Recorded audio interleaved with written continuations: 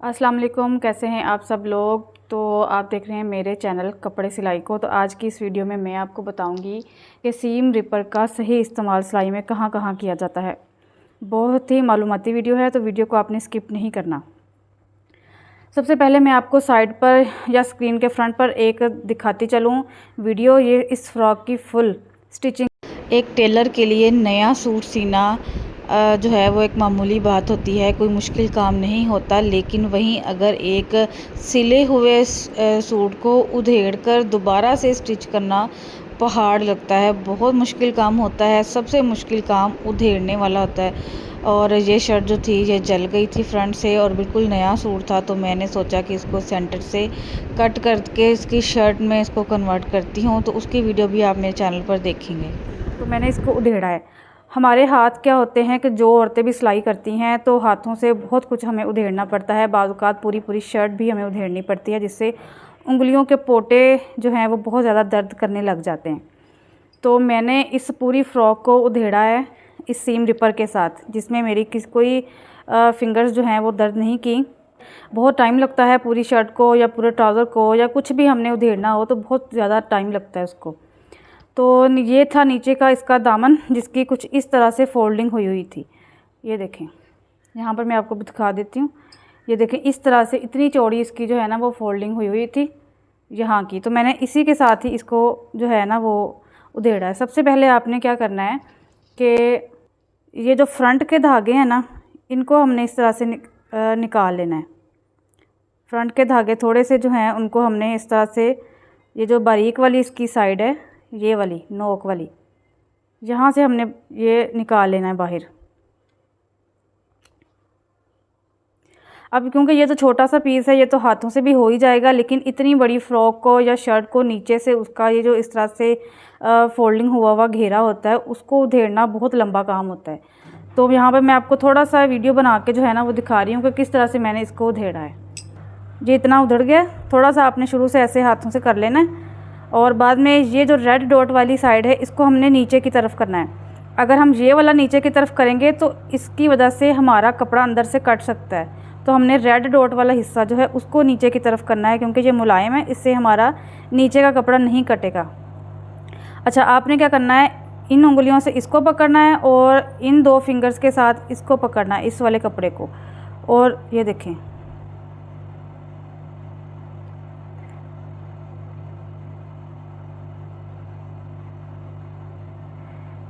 यूं पकड़ के नहीं करना। ये देखें, यूं पकड़ के आपने नहीं इसको आगे की तरफ करना, वरना हमारा साइडों से कपड़ा कट जाएगा। हमने इस तरह से पकड़ना है कपड़े को, दोनों कपड़ों को एक दूसरे से खींच के रखना है और बिल्कुल धागे में, धागा हल्का हल्का खुल जाएगा तो उसके बीच में हमने इसको लगाते जाना है। याद रहे, ध्यान में रहे कि कपड़ा नहीं कटना चाहिए। थोड़ा सा कट करेंगे तो बाकी खुद ब खुद ही जो है आगे की तरफ बढ़ता जाएगा, खुलता जाएगा। या फिर अगर घर में कोई और है बंदा या कोई बच्चा है या कोई और लेडी है आपके पास, कोई भी आपके पास है, तो आप इस तरह से उसको भी पकड़ा कर एक साइड से खुद पकड़ लें, दूसरी साइड से उसको पकड़ाते हुए तो आप बीच में से इस तरह से इसको जो है ना वो धागे से काटते जाएं।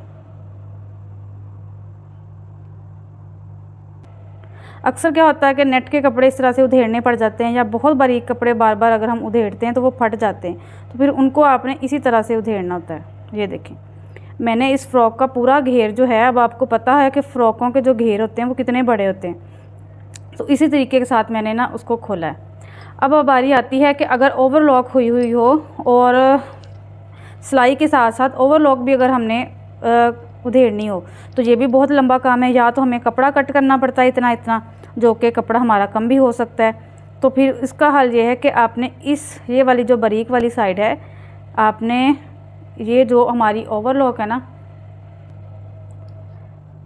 ये जो हमारी चीज़ है बारीक वाली छुरी की तरह जो हम तेज़ है, हमने इसमें से गुजारते जाना है ओवरलॉक में से, और इस तरह से ओवरलॉक भी कट करते जाना है। अब इस पूरी फ्रॉक पे ओवरलॉक हुई हुई थी, जो कि पहले मैंने इसी तरह से काटी है और बाद में उंगलियों की मदद से मैंने धागे जो है ना इनके अलग कर दिए थे।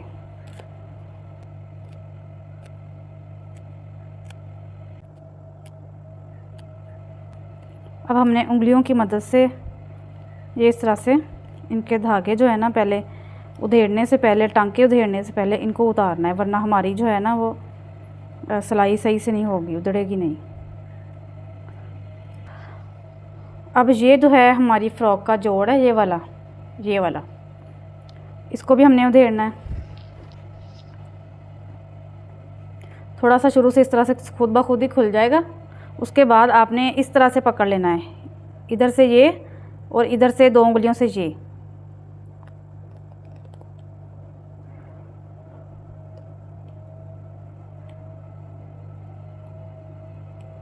अगर हम इनको नहीं खींचेंगे दोनों को तो आपका कपड़ा फट जाएगा, क्योंकि ये बहुत तेज़ होता है।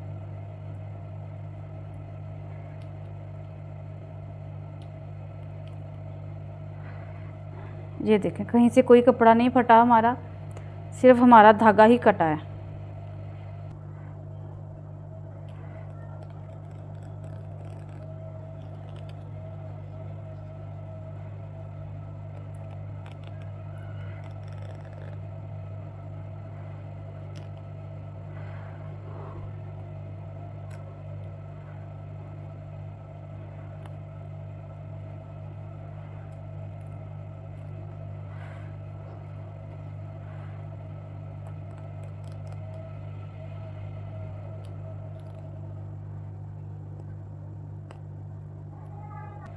बाज़ औक़ात क्या होता है कि इतना मोटा सिलाई हुआ होता है या टांका ख़राब हो जाता है। अक्सर आपने देखा होगा कि जब हम टांका स्टार्ट करते हैं सिलाई लगाना, तो शुरू से काफ़ी ज़्यादा ख़राब हो जाता है, टांका नीचे से मोटा हो जाता है। अगर हम उसको ऐसे खींच के उधेड़ते हैं तो हमारा कपड़ा भी फट जाता है। तो उसके लिए भी बेहतर तरीका यह है कि आप इसकी मदद से ही छोटे छोटे टांके करके तो काट लें, तो जल्दी भी हो जाएगा और आसानी भी हो जाएगी। ये देखिए, इस तरह से ये कट गया। अब ये जो नीचे फ़्रॉक के साथ ऊपर वाली योक जुड़ी हुई है, ये देखें, यहाँ पर ये चुनट्स नज़र आ रही होंगी आपको, इसकी भी मैंने ओवरलॉक उधेड़ ली है। ये देखें, ओवरलॉक उधेड़ के तो धागे मैंने इस तरह से निकाल लिए हैं। ये काम करना ज़रूरी है। उसके बाद थोड़ा सा अगर उधर जाए, खुद ब खुद ही उधर जाएगा, तो फिर आपने इस तरह से, आपने मेरे हाथों को देखना है, मेरी उंगलियों को देखना है कि मैंने कपड़ा किस तरह से पकड़ा हुआ है। मोटे कपड़े पर आपको ये इस चीज़ की ज़रूरत नहीं पड़ेगी शायद, लेकिन जो लॉन के, खद्दर के या बहुत ज़्यादा मोटे कपड़े नहीं होते, जो कि हम ज़्यादातर तो गर्मियाँ ही रहती हैं तो ज़्यादातर मोटे कपड़े नहीं बल्कि लीलन के और लॉन के ही चलते हैं, या नेट फैब्रिक हो गया, रेशमी हो गए, तो उन पर आपने इसी तरह से दोनों साइडों से कपड़े को अपने ही हाथों से आर पार करके रखना है और बीच में इस सीम रिपर को चलाते जाना है। सीम रिपर आपको 50 रुपये से लेके 150 रुपये तक जो है वो मिल जाएगा, जो कि क्वालिटी पे मुनसर करता है। जो सस्ते होते हैं वो जल्दी इस तरह से कटिंग करने पर टूट जाते हैं, लेकिन महंगे वाले नहीं टूटेंगे। थोड़ा सा मैं आपको दिखाती भी चलूँ कि ये देखें, कहीं से कोई कपड़ा नहीं फटा। कुछ लोग जो हैं वो इस तरह से फाड़ते हैं, उससे क्या होता है कि हमारा कपड़ा जो है ना बहुत सारी जगहों से फट जाता है। तो इससे अच्छा है कि आप उस तरह से फाड़ें, आप कैंची से ही काट लें कपड़ा। अब आते हैं जीन्स पर, कि बड़ों की जीन्स अक्सर ख़राब हो जाती हैं या तंग हो जाती हैं, छोटी हो जाती हैं, तो उससे भी बहुत कुछ आपको यूट्यूब पे मिल जाएगा बनाने के लिए। लेकिन सबसे मुश्किल काम होता है कि इनको भी उधेड़ा कैसे जाए। तो इसका भी सही तरीका ये है कि आपने इसी तरह से ये जो बारीक वाली साइड है, इससे आपने टांके जो है वो काटने शुरू करने हैं।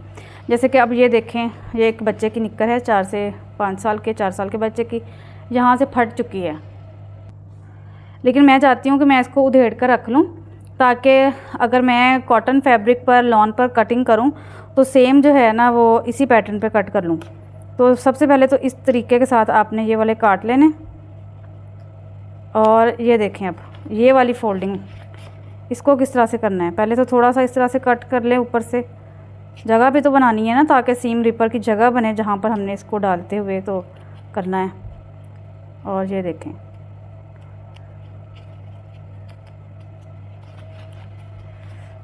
अब इतना मोटा धागा इसको लगा हुआ है, इसको खींचते खींचते तो वैसे ही हाथ थक जाएंगे।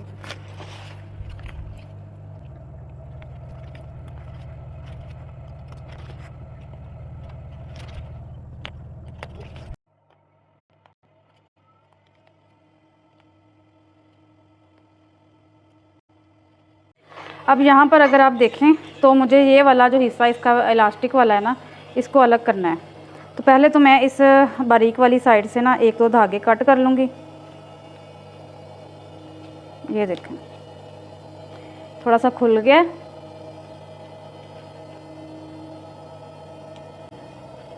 अब हमने ये रेड डॉट वाला हिस्सा इसके अंदर की तरफ लेके जाना है।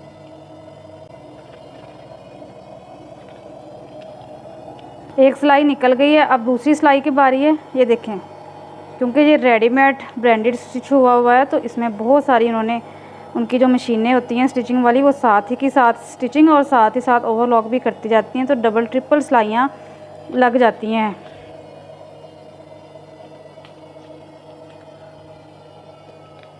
ये देखें,